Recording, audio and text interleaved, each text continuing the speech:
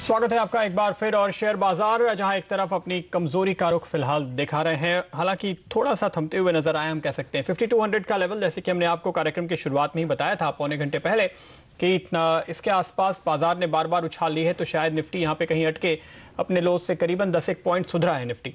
लेकिन overall market में गिरावट ही है, नुकसान ही है, कोई बहुत शार्प रिकवरी यहाँ से होती हुई आपको हरगिज नजर नहीं आ रही है।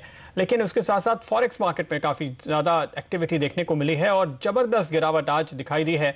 ऐसा हमें लगा था पिछले हफ्ते कि थोड़ा सा शुक्रवार के दिन रुपया संभलता हुआ नजर आया है, लेकिन अब फिर इस वक्त आप देख सकते हैं गिरावट करीबन 41 पैसे की आ चुकी है, यानी अब 52.5 पर हम पहुंचते हुए नजर आ रहे हैं। तो पिछले हफ्ते हमने 52 पार किया, अब हम 50 पैसे और उसके नीचे गिर चुके हैं।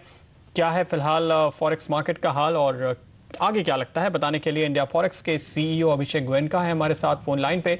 अभिषेक, क्या कहेंगे आप? 5250 के करीब हम आ चुके हैं, क्या यहाँ पे थम सकती है गिरावट? जैसे कि हमने पहले भी कहा था कि 52 का लेवल तो हम देख ही सकते हैं, 50 के लेवल की डिस्कशन हुई थी, और अब ऐसा लग रहा है कि 53 से ऊपर भी मार्केट जाएगा। ओवरऑल अगर हम देखें तो मार्केट में काफी वीकनेस है। एक तरफ यूएस डॉलर में काफी स्ट्रेंथ है इंटरनेशनली, बिकॉज 2.5% का ग्रोथ हम एक्सपेक्ट कर सकते हैं यूएस से, जो काफी कंट्रीज की ग्रोथ नहीं है उनके आसपास।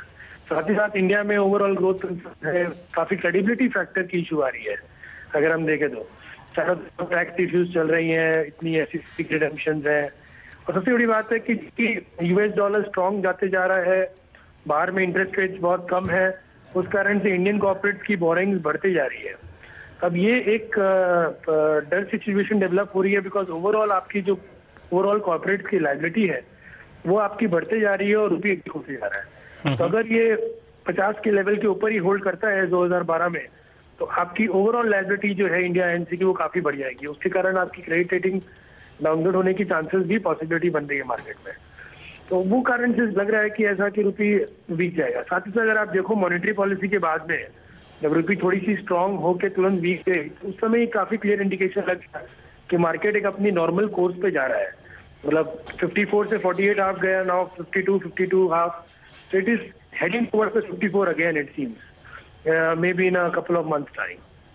ओके, तो आप कह रहे हैं कि दिसंबर के आखिर या जनवरी में जो हमने लेवल्स देखे थे 54 के 54 रुपए पर डॉलर के आसपास के, वो फिर से लौटते हुए नजर आ सकते हैं। लेकिन उस बार अभिषेक जब वो लेवल्स दिखाई दिए थे, वहां पे आरबीआई ने काफी रिस्ट्रिक्शंस लगाए और ट्रेडर्स को बिल्कुल रोक दिया। उसके चलते फिर बहुत तेजी से रुपया रिकवर भी हुआ और हमने 49 रुपए तक के, बल्कि उससे भी ऊपर के लेवल्स देखे। तो क्या अब वो सारे रिस्ट्रिक्शंस हट चुके हैं कि फिर से काफी ज्यादा ट्रेडर्स एक्टिव हो गए हैं मार्केट में? देखिए, ऐसा है ना कि ये आपने खुद बताया कि काफी रिस्ट्रिक्शंस थी उस समय। रिस्ट्रिक्शन के बावजूद रुपये जब वीक जा रहा है, सबसे पहले हमें समझना पड़ेगा उस समय काफी ट्रेडर्स की एक्सेसिव स्पेकुलेटिव पोजीशंस थी, उस कारण से रुपये 54 रुपए गया था बहुत तेजी से। बट इस समय अगर हम देखें तो वो काफी स्पेकुलेटिव पोजीशंस कम हो गई है मार्केट में, और उसके बावजूद रुपये 52, 50, 53 के नजदीक जा रहा है। इसका मतलब आरबीआई के पास जितनी टूल्स हैं उसमें मुझे नहीं लगता कि बहुत सारी टूल्स वो इम्प्लीमेंट कर पाएंगे इस समय। फॉरेन एक्सचेंज रिजर्व की सेलिंग की कंसर्न जहां तक है, वो मुझे नहीं लग रहा सेलिंग कर पाएगी। उनकी रिजर्व जो $293 बिलियन के करीब है, तो वैसे ही हमारे इतने इंपोर्ट्स बढ़ रहे हैं, इतनी डेफिसिट है, तो वो मेरे ख्याल से रिजर्व तो जरा यूज नहीं करेंगे। रही बात टूल्स की एंड पॉलिसी की, yes they can implement tools और policies may be at the level of 54 half. तो साथ साथ में आप ये भी देखो ना, लास्ट में आरबीआई ने आपको एक बार मौका दिया कि आप अपने इंपोर्ट्स हैं या जो आपकी ईसीबी पेमेंट्स हैं या एफसीबी की पेमेंट्स हैं, उनको आप नीचे में कवर कर लो। तो हो सकता है इस बार 54-55 के आसपास में आरबीआई कुछ ना करे मार्केट में और थोड़ी रुक के ही कुछ स्टेप ले। तो यहाँ पर फिलहाल देखना होगा कि आरबीआई की ओर से कोई इंटरवेंशन आता है या नहीं। लेकिन अभी आपको क्या लग रहा है, जैसे हमने पिछले हफ्ते भी एक दिन तेज गिरावट देखी और आज भी, तो क्या आरबीआई कहीं सपोर्ट कर रहा है?